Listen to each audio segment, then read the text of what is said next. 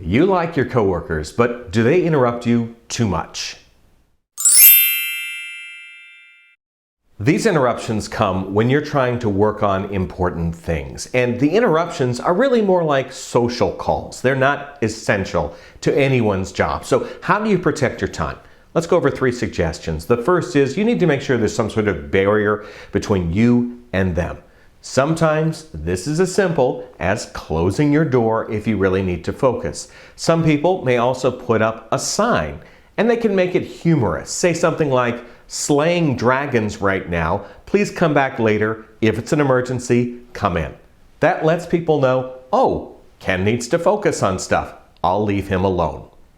Another thing to consider, have you created bait that draws people into your office? A popular way of doing this is the candy dish. Do you have a candy dish on your desk that people come in every day, they get a piece of candy, they feel like they should talk to you for a few minutes?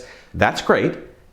It's a good way to learn about office gossip and do networking, but it does ensure that you're going to have a lot of interruptions throughout your day. So maybe you need to retire the candy dish or only bring it out during certain times.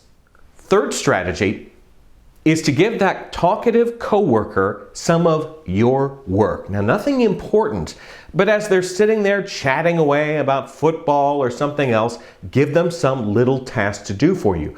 You might say, hey, I have this meeting coming up soon. I've got to produce a report for it. Would you mind collating these pages for me?